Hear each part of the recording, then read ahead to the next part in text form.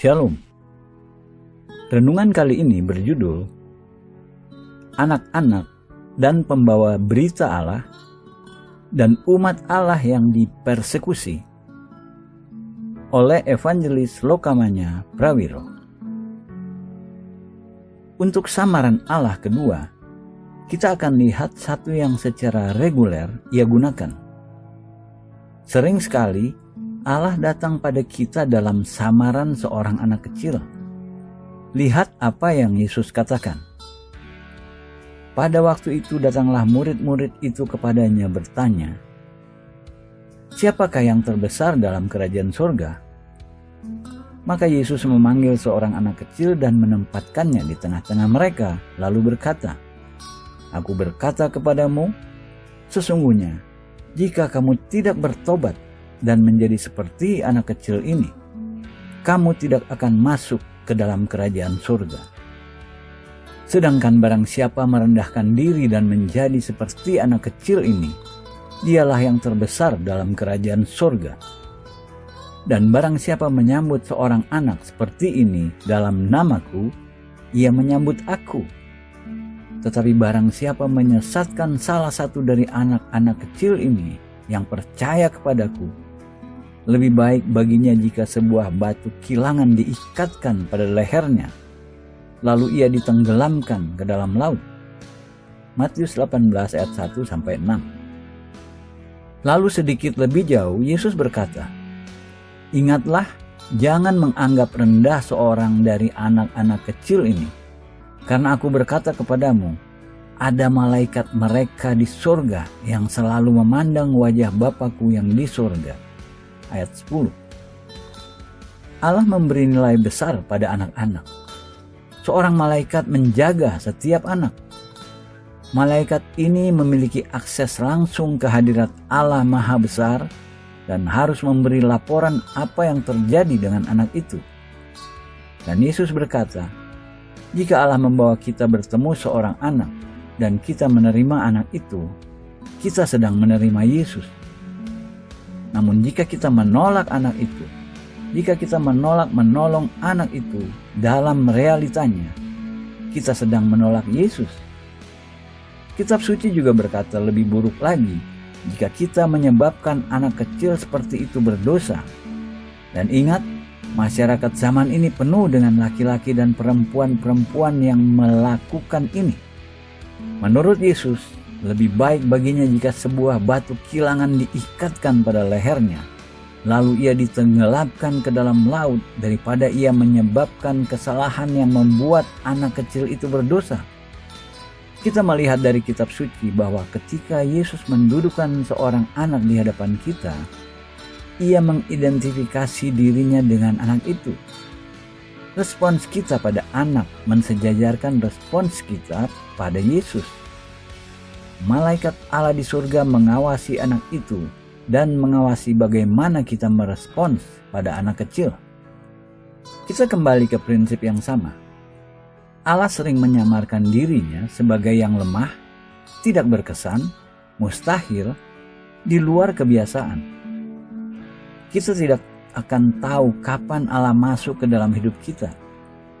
Ia akan datang dalam samaran, dan kecuali hati kita terbuka, kita akan kehilangan Dia. Kita mungkin bersalah menolak Allah, bahkan tanpa tahu Ia datang kepada kita. Prinsipnya sangat jelas sepanjang seluruh kitab suci. Dalam perjanjian lama dan perjanjian baru, Allah mensyaratkan kita untuk mengurus anak-anak yang memiliki kebutuhan. Yakobus memasukkan persyaratan ini ketika ia mendaftar bukti-bukti agama sejati. Mari lihat bukti-bukti ini. Pertama, mereka dengan agama sejati mengekang lidah mereka. Jika ada seorang menganggap dirinya beribadah, tetapi tidak mengekang lidahnya, ia menipu dirinya sendiri, maka sia-sialah ibadahnya. Yakobus 1 ayat 26. Ada dua aspek dari jenis agama yang bisa diterima ini. Satu positif, satunya negatif. Yang positif dinyatakan lebih dulu. mengurus yatim piatu dan janda-janda dalam kebutuhan mereka. Yang negatif selanjutnya, menjaga diri kita tidak dikotori oleh dunia. Sayangnya, banyak dari kekristenan masa kini menekankan hanya pada yang negatif. Tidak terlibat dengan dunia, tidak dikotori oleh dunia. Kita mendengar banyak tentang menjaga diri kita terpisah, tidak pergi ke sana atau ke sini, tidak melakukan ini atau itu. Banyak darinya sering hanya peraturan-peraturan manusia. Orang-orang yang menekankan pada hal-hal itu sering sama sekali kehilangan yang positif. Bagian pertama, yang adalah mengurus yatim piatu dan janda-janda dalam kebutuhan mereka. Cara kita merespons pada anak-anak yang memiliki kebutuhan adalah cara kita merespons pada Allah. Dunia kita hari ini penuh dengan anak-anak dalam kebutuhan. Dalam kuasa kita untuk menolong mereka secara langsung atau tidak langsung. Mari kita pelajari kata-kata Yakobus. Jadi, jika seorang tahu bagaimana ia harus berbuat baik, tetapi ia tidak melakukannya, ia berdosa. Yakobus 4 ayat 17. Dosa tidak termasuk hanya dosa-dosa perbuatan, kesalahan yang kita lakukan. Sering yang kita lakukan, dosa-dosa kelalaian, apa yang kita gagal lakukan. Jika Allah datang pada kita dalam pribadi anak kecil, apa yang akan kita lakukan mengenai itu?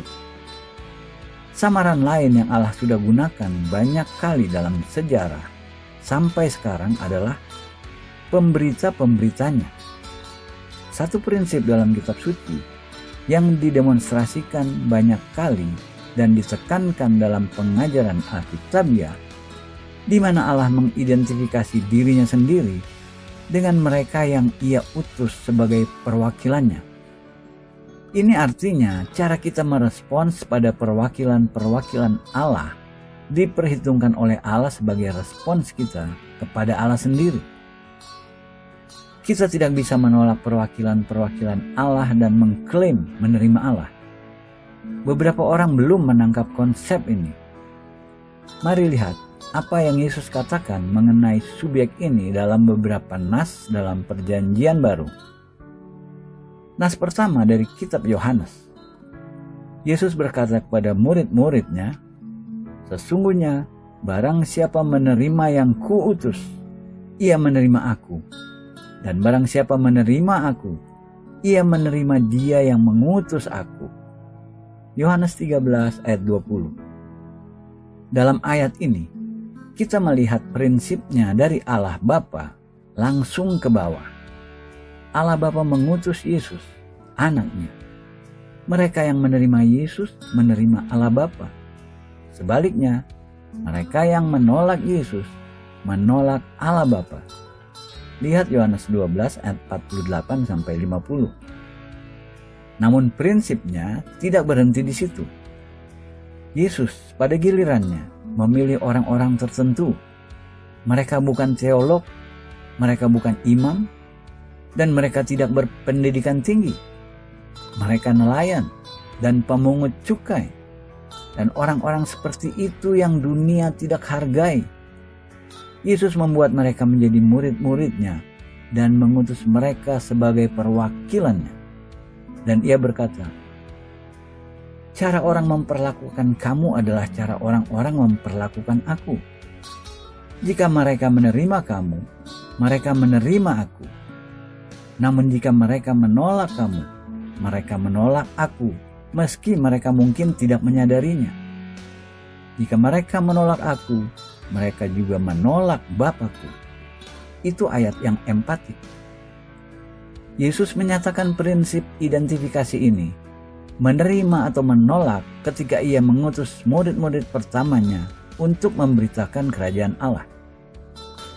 Apabila kamu masuk kota atau desa, carilah di situ seorang yang layak dan tinggallah padanya sampai kamu berangkat.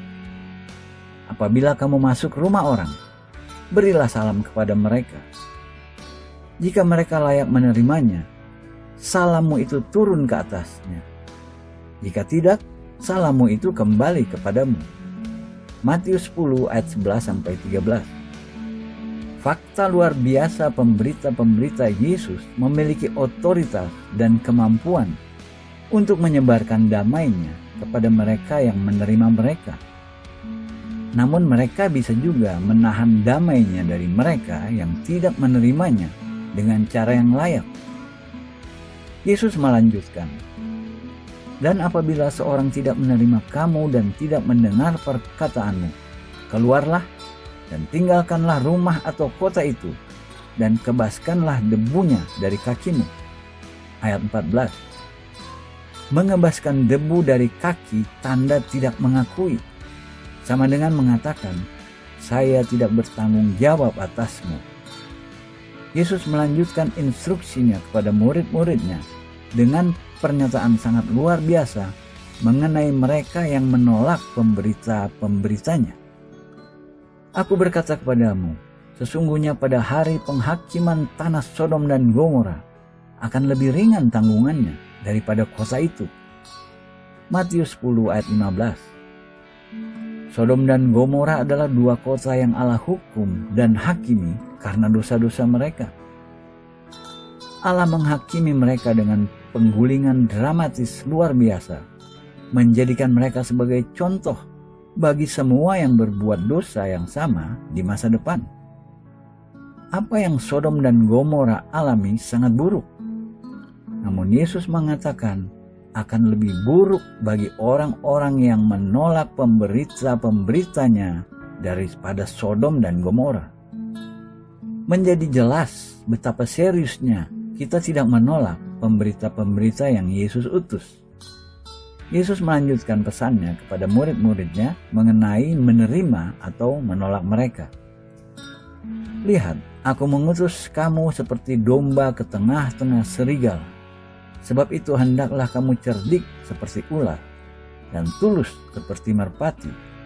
Ayat 16. Tidak ada yang mengesankan mengenai domba. Yesus bisa memakai banyak kiasan lain.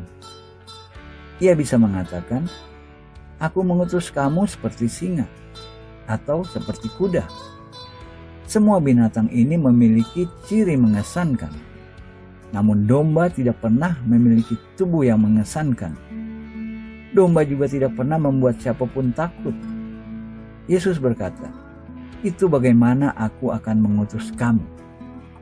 Kamu akan berada di tengah serigala-serigala, namun kamu akan menjadi seperti domba."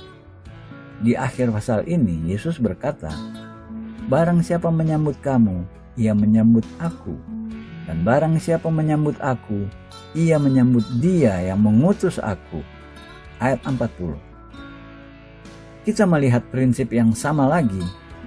Jika mereka menerima kamu, mereka menerima aku. Jika mereka menerima aku, mereka menerima Bapa yang mengutus aku. Namun jika mereka menolak aku. Jika mereka menolak aku, mereka juga menolak Bapa.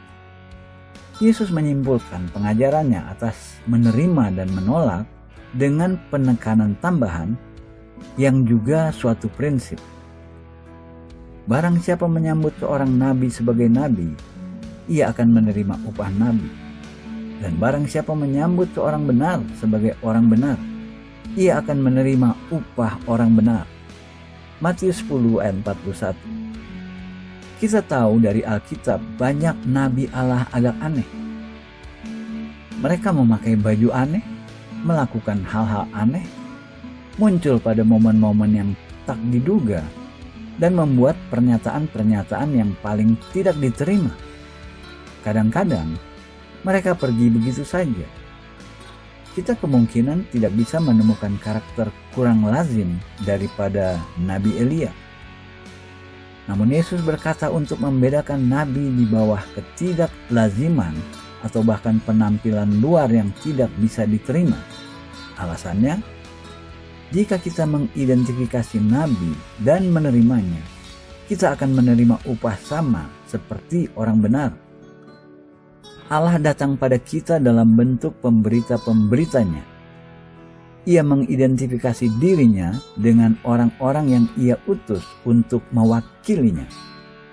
Dan cara kita menerima mereka atau menolak mereka diperhitungkan sebagai cara kita menerima atau menolak Allah sendiri.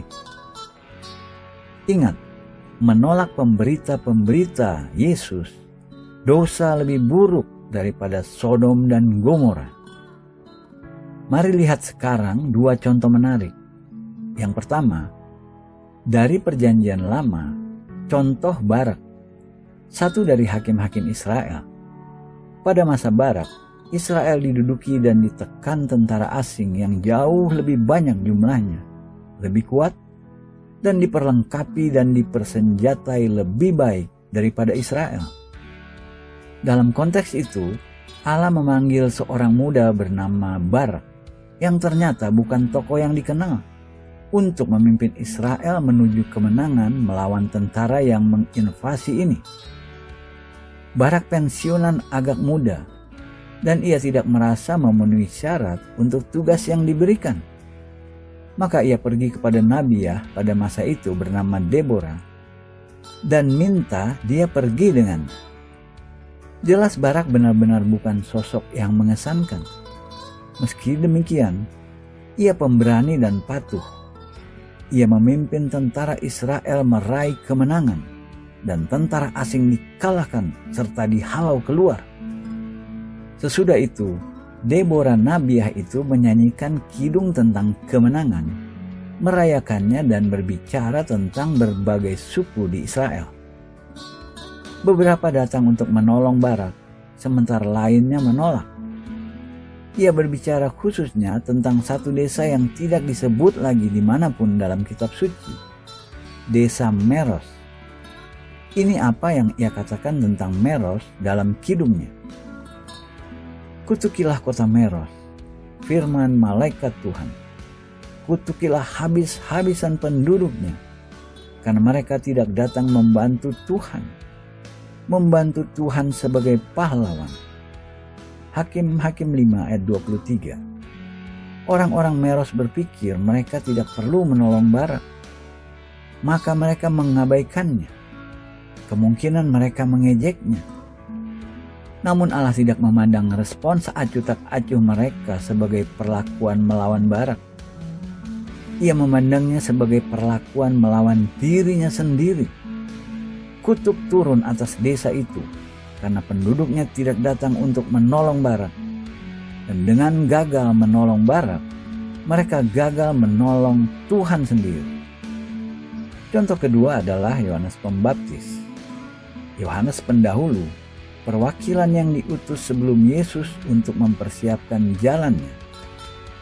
Namun Herodes Tetrarki tidak suka Yohanes, karena Yohanes mempertanyakan moralitasnya.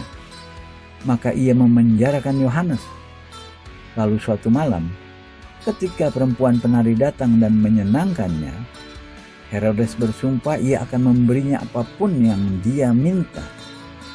Ia anak perempuan yang Herodes kawini secara tidak sah. Dan untuk membalas dendam pada Yohanes Pembaptis, perempuan ini minta kepadanya. Untuk memenuhi sumpahnya, Herodes mengeksekusi Yohanes, dan kepalanya dibawa di atas piring langsung saat itu juga.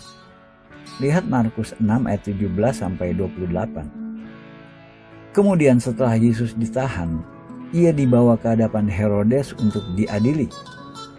Ketika Herodes melihat Yesus, ia sangat girang, sebab sudah lama ia ingin melihatnya, karena ia sering mendengar tentang dia. Lagi pula, ia mengharapkan melihat bagaimana Yesus mengadakan suatu tanda. Ia mengajukan banyak pertanyaan kepada Yesus, tetapi Yesus tidak memberi jawaban apapun. Lukas 23 ayat 8-9. Herodes menolak Yohanes Pembaptis, dan ia tidak bisa mendapat jawaban dari Yesus. Prinsipnya, jika kita menolak hamba-hamba Allah dan pemberita-pemberitanya, kita tidak bisa berharap mendengar dari Allah. Samaran terakhir yang kita akan lihat, satu yang Allah sering gunakan dan masih gunakan sampai hari ini, adalah umatnya yang dipersekusi. Allah menderita dengan umatnya yang dipersekusi, dan ia mengidentifikasi dirinya dengan mereka. Cara kita memperlakukan mereka diperhitungkan sebagai cara kita memperlakukan Allah sendiri. Prinsip ini mengungkapkan dengan jelas contoh Saulus dari Tarsus. Ketika Saulus diperkenalkan dalam Perjanjian Baru, ia persekutor nomor 1 atas sekte baru yang aneh di Yerusalem, dikenal sebagai Nasrani. Ia memfokus serangannya pada orang-orang yang mengikuti jalan Tuhan. Hari ini, kita mengidentifikasi sebagai Kristen. Tidak puas dengan mempersekusi orang-orang Kristen di Yerusalem, Saulus memutuskan untuk membasmi sekte ini di setiap kota. Jadi ia mendapatkan otoritas dari kepala imam di Yerusalem untuk pergi ke kota Damsyik dan menahan di sana dan menangani pengikut-pengikut Yesus yang ia temukan. Meski demikian, ketika Saulus dalam perjalanan dari Yerusalem ke Damsyik, ia mengalami pertemuan yang ia tidak harapkan dengan Yesus sendiri. Ini deskripsi pertemuan. Catat khususnya cara Yesus berbicara kepada Saulus dari Tarsus. Kemudian Saulus menjadi rasul besar, Paulus. Sementara itu berkobar-kobar hati Saulus untuk mengancam dan membunuh murid-murid Tuhan.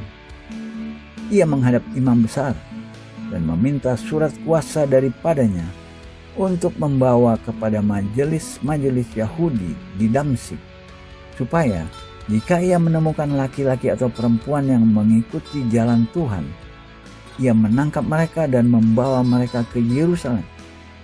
Dalam perjalanannya ke Damsyik, ketika ia sudah dekat kota itu, tiba-tiba cahaya memancar dari langit mengelilingi dia. Ia rebah ke tanah, dan kedengaranlah olehnya suatu suara yang berkata kepadanya, "Saulus, Saulus, mengapakah engkau menganiaya aku?"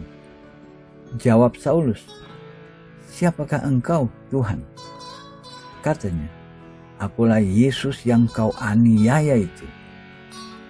Tetapi bangunlah dan pergilah ke dalam kota. Di sana akan dikatakan kepadamu apa yang harus kau perbuat." Kisah Para Rasul 9 ayat 1-6. Perhatikan apa yang Yesus tanya Saulus. Pertanyaannya bukan, "Kenapa engkau mempersekusi umatku atau pengikut-pengikutku atau murid-muridku?" Ia bertanya, "Kenapa engkau mempersekusi aku?" Ketika Saulus bertanya siapa dia, Tuhan menjawab, "Aku Yesus yang engkau persekusi." Umat Allah tidak menderita sendirian. Mereka mungkin dipersekusi dengan berat, namun Allah selalu dengan mereka dalam penderitaan mereka. Ia diidentifikasikan dengan mereka jika mereka dipersekusi untuk namanya, untuk kemuliaannya, dan dalam ketaatan kepadanya. Jadi, lagi cara kita memperlakukan umat Allah yang dipersekusi dianggap oleh Allah sebagai cara kita memperlakukannya. Banyak pemimpin dan penguasa negeri sepanjang masa tidak mengerti ini.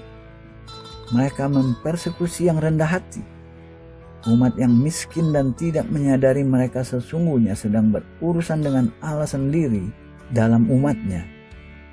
Kita perlu mengerti bahwa Yesus mengidentifikasi dirinya dengan umatnya yang dipersekusi. Khususnya penting untuk mengerti kebenaran ini sementara zaman ini mendekati penutupan.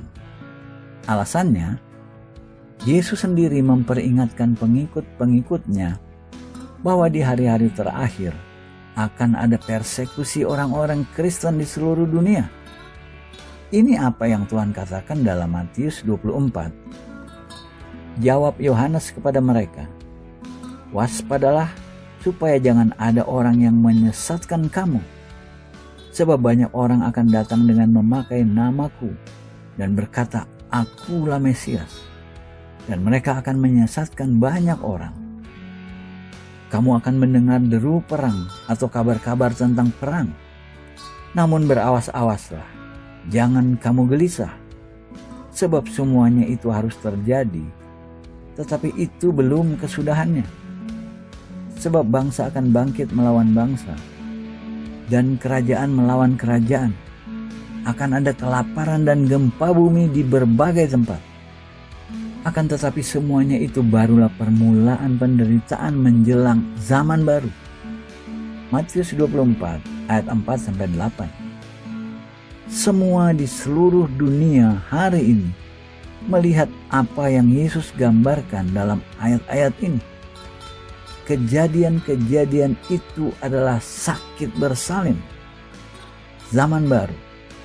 Tuhan menambahkan mengacu pada periode ini. Pada waktu itu kamu akan diserahkan supaya disiksa, dan kamu akan dibunuh dan akan dibenci semua bangsa oleh karena namaku. Ayat 9. Lagi akan ada persekusi pengikut-pengikut Yesus di seluruh dunia. Mari kita berjaga-jaga agar kita tidak salah berpihak. Mari kita berhati-hati tidak membiarkan diri kita diidentifikasikan dalam cara apapun dengan persekutor umat Yesus. Jika kita melakukan itu, kita harus mempertanggungjawabkannya pada Allah, seolah-olah kita sudah memperlakukan Allah sendiri dengan cara itu. Dengan catatan yang lebih positif, kita bisa berada di antara mereka yang menerima umat Allah dan menunjukkan belas kasih untuk mereka. Jika kita melakukan itu, kita akan pada gilirannya memenuhi syarat untuk menerima belas kasih Allah. Mari mengacu pada nas kitab suci dalam Matius yang kita catat sebelumnya. Barang siapa menyambut seorang nabi sebagai nabi, ia akan menerima upah nabi. Dan barang siapa yang menyambut seorang benar sebagai orang benar, ia akan menerima upah orang benar. Matius 10 ayat 41. Nas ini berbicara tentang kemampuan kita mempenetrasi samaran untuk melihat siapa yang kita tangani, untuk apa ia dalam Allah dan bagaimana Allah melihatnya. Ketika itu terjadi, kita memenuhi syarat untuk menerima upah yang sama seperti orang itu. Jika orang itu orang benar, kita memenuhi syarat untuk upah orang benar. Apa yang Yesus katakan selanjutnya mengenai respon sangat dasar. Dan barang siapa memberi air sejuk secangkir saja pun kepada salah seorang yang kecil ini, karena ia muridku, aku akan berkata kepadamu, sesungguhnya ia tidak akan kehilangan upahnya daripadanya. Ayat 42. Dengan kata lain, kita akan dihakimi oleh Allah karena cara kita berurusan dengan umat Allah, khususnya ketika mereka sedang dipersekusi, khususnya ketika mereka dalam kebutuhan. Kita bisa berkata, salah mereka. Mereka seharusnya tidak begitu agamawi. Mereka seharusnya lebih hati-hati bagaimana mereka berbicara. Allah ada tekanan real untuk berbalik melawan orang-orang Allah yang dipersekusi sementara zaman ini sampai pada penutupannya. Namun ingat, jika kita berbalik melawan mereka, kita berbalik melawan Allah sendiri. Kita sudah melihat bahwa Yesus sendiri dengan umatnya dipersekusi. Ini termasuk mereka saudara-saudaranya melalui kelahiran natural, itu orang Yahudi.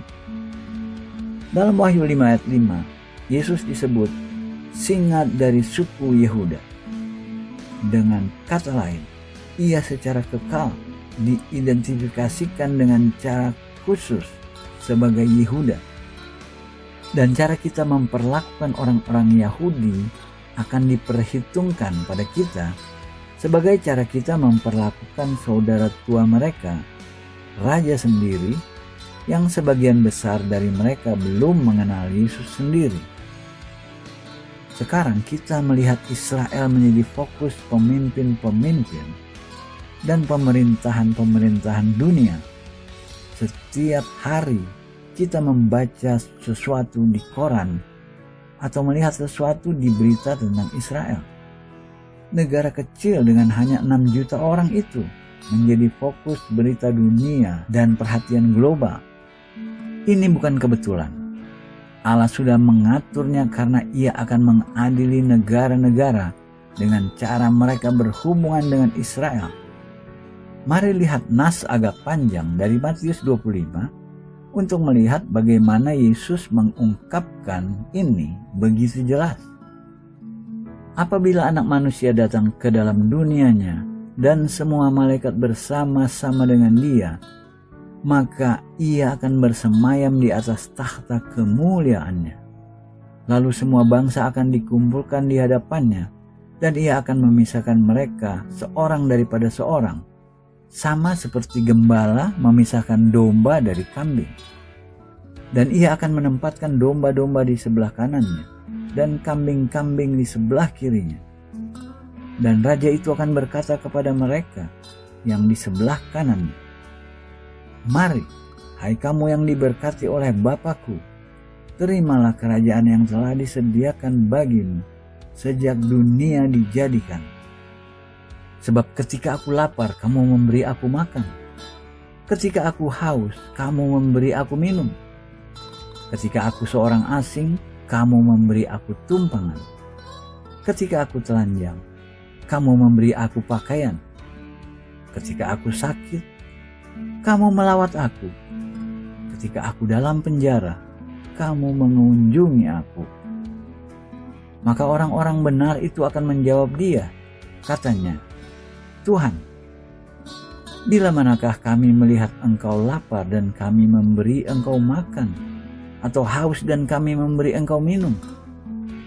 Bila manakah kami melihat Engkau sebagai orang asing dan kami memberi Engkau tumpangan, atau telanjang dan memberi Engkau pakaian? Bila manakah kami melihat Engkau sakit atau dalam penjara dan kami mengunjungi Engkau?"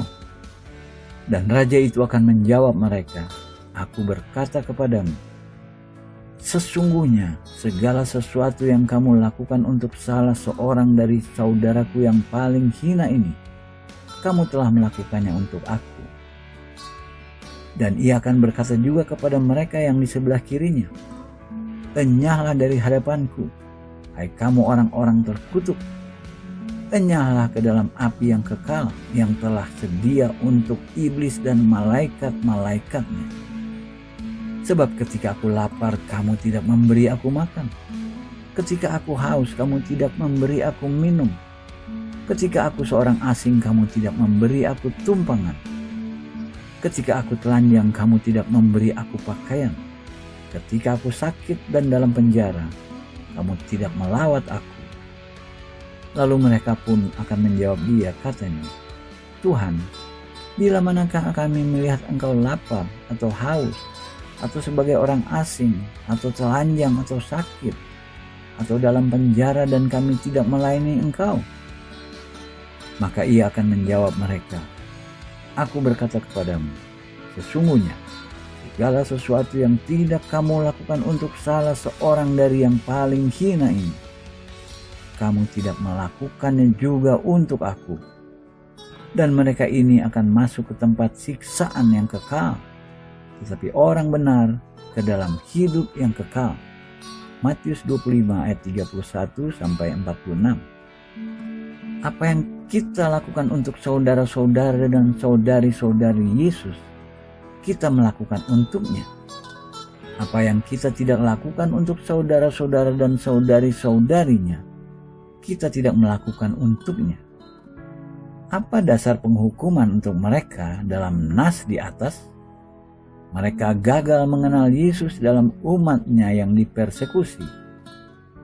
Dalam mempersekusi dan berpihak melawan mereka, atau dalam mengabaikan mereka, mereka telah mengambil sikap melawan Allah Maha Besar sendiri. Ini pemikiran serius. Apakah kita mengaplikasikannya pada murid-murid Yesus atau pada orang-orang Yesus melalui kelahiran natural orang-orang Yahudi?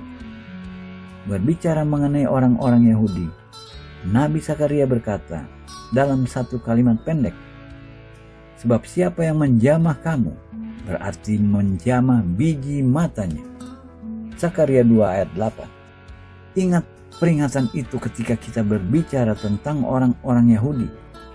Ketika kita berpikir mengenai mereka, ketika kita mengekspresi sikap kita mengenai mereka, ketika kita menyentuh mereka, kita menyentuh bagian paling sensitif Allah, biji matanya. Mari berjaga-jaga.